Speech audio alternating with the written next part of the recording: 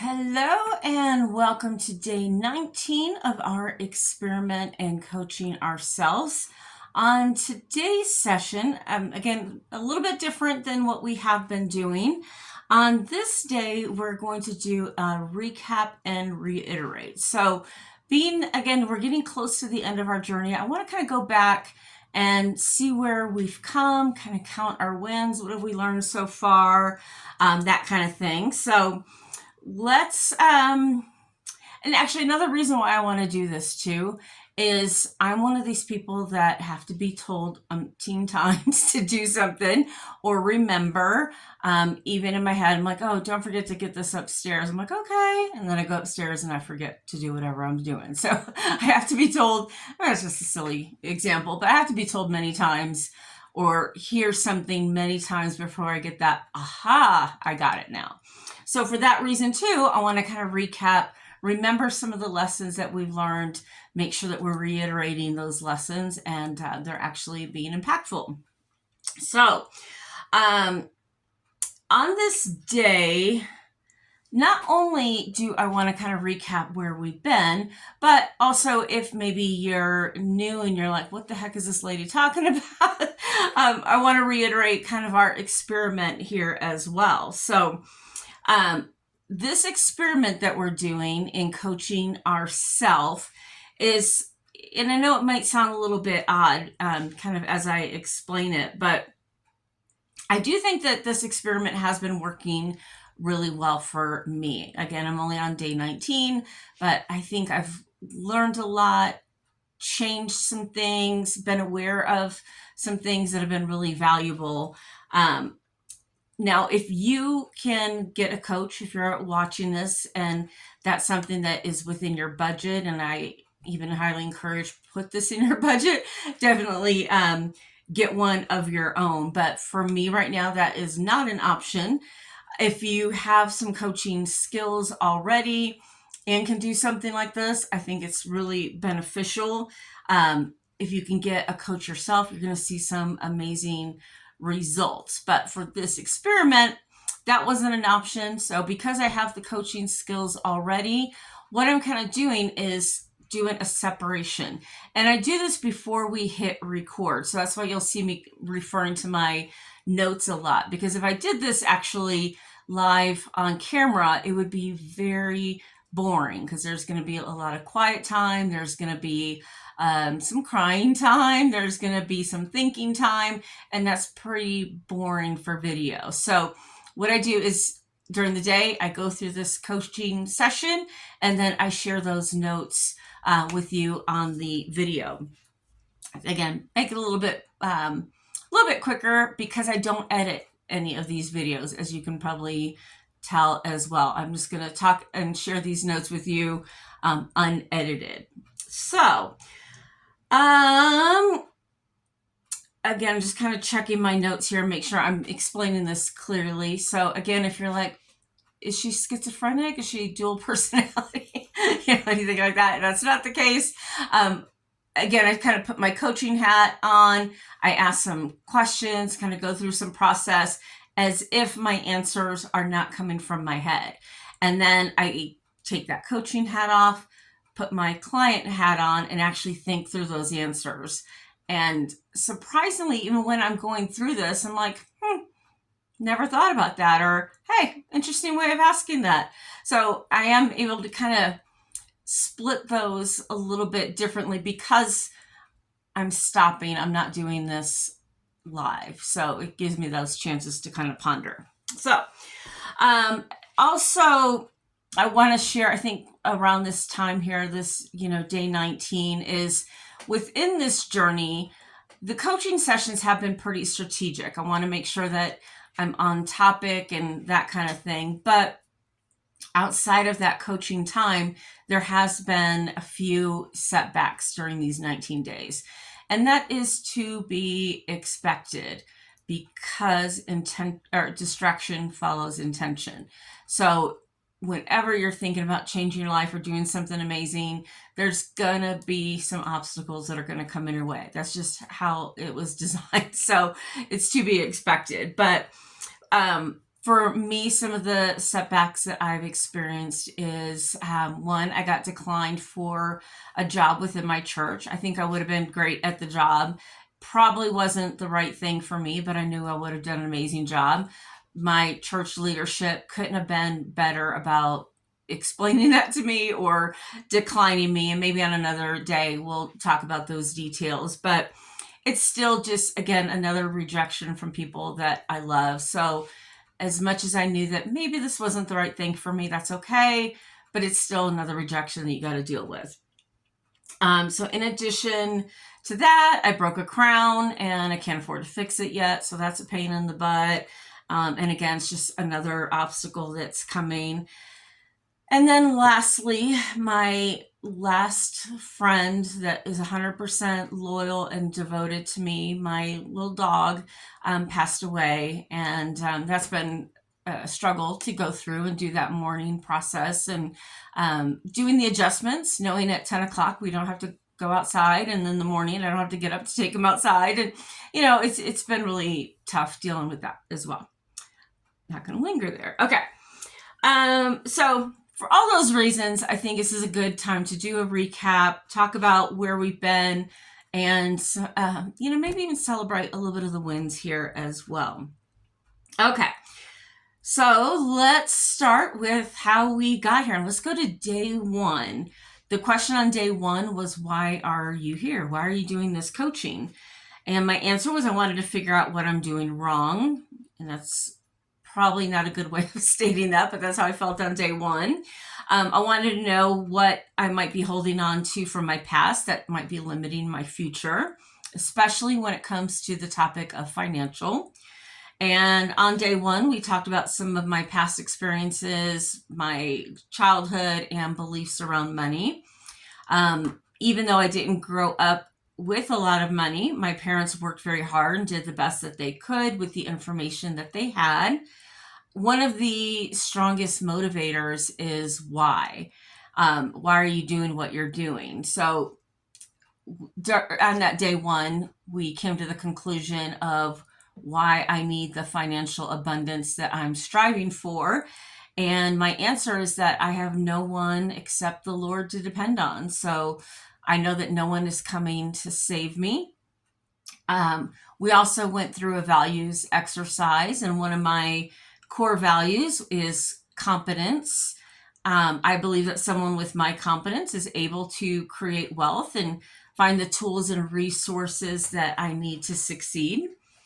One of my other values is I'm an encourager, and I question, how am I going to encourage people when I'm struggling and not in a good place myself? I just don't feel like I'm in alignment with who I am and the results that I'm seeing. I also became aware of a false belief. I believe that God is a provider for everyone except for me. Big lie, huge false belief. I believe that because of past situations. I thought that tithing and generosity brought lack, but after reevaluating, I learned that doors were open. And this is really thinking about a time 10, 15 years ago when that was a belief, but it kind of dug in some roots there, if you will. But after reevaluating, I learned that doors were open during that time, that I thought that things were going away. Actually, doors were being opened during that time. Even though that it wasn't happening as quickly as I wanted, I was still seeing victory, and there was faithfulness during that time, even though I wasn't seeing the results I wanted. On day two, we focused on the inventory of where we were at that time. While I knew that there was lack in my life, I also learned that there were many things that I did have an abundance of, like friends, faithfulness, service, and generosity. I also needed to make space for the new by making sure that I had forgiveness and I let go of any resentment that I was holding on to. Day three was about feeling like I was not enough. It's that lie that Satan used on Adam and Eve. Even though they had access to every tree in the garden, Satan made them feel like there was something missing and they needed whatever was on that one tree that God said, don't eat from it. I may not be enough to join the NBA or have some other really lofty goals, but I do know that I am enough to do what God's called me to do. Day 4 was about now. In the Chosen, there's a long-standing joke that they do where Jesus often refers to the word soon. No one knows when soon actually is, but in the Bible, in Isaiah 43:18 and 19, it says, "Forget the former things, do not dwell on the past. See, I am doing a new thing. Now it springs up. Do you not perceive it? I am making a way in the wilderness and streams in the wasteland." We're reminded that now these things are here if only we would perceive it. My action was and still is that I'm going to flood my mind with positive thoughts and words, images, people to perceive what I believe and bring it into the now. On day 5, it was about separation and how God removes us from distractions. He is refining and training us for what he's prepared. Day 6, we talked a little bit about how strong emotions like anger, which is a very powerful emotion, it can tell us to pay attention. We might be called to serve in an area that angers us. Maybe it's an injustice that we see. Day 7 was about health, and I do admit that I have fallen a few times in this area, but in the past few days, I am getting back on track about the health goals and plans that I have. Day 8 was about being fruitful. And as I think about this area, I get frustrated that I have not seen the fruit or the type of fruit or as much fruit as I am expecting. I'm definitely from the microwave generation, and I want things now. But I do feel peace that the roots that are in this foundation, that they are strong. And even though I'm not seeing the fruit, the roots are digging in deep there. They're getting a lot of nutrients and are able to stand for what is coming. Day 9, we did the exercise of 7 steps to why. And this is a really great exercise to get down to the core of why you want what you want or the change that you want to make in your life. And creating that detailed why and then digging a little bit deeper, do it up to 7 times. It's going to get you to really know what that why is, and that why is what's going to help pull you to the result that you want. For me, the end result was, again, that there's no human that's going to save me. If I don't take action, if I don't get the results, no one is going to do it for me. On day 10 was about strongholds and false beliefs. Not only did we uncover the false beliefs, but we also got to the core of some of the lies that we tell ourselves. And one that I realized was when I messed up or I did something that I didn't like, I would say, "You're so dumb, you're so dumb, you're so dumb." And in doing this recap and thinking through that, I was like, oh, I don't really say that anymore. I haven't really recalled that. That is an instant, anytime I mess up, I say, "You're so dumb." So huge win on that one. Day 11 was about persistence. As I mentioned, distraction follows intention. And around that day 11, this is where, or really one time, it's going to be the time that distraction is really going to start pulling you away from your goals and your really your destiny. It's going to say, nope, not going that way. It's going to try pulling you back. So persistence is doing it anyway, even though you're getting the distraction, even though you're getting pulled away, still keep doing it anyway, keep persisting through. So the way that I decided that I was going to persist is by counting the wins.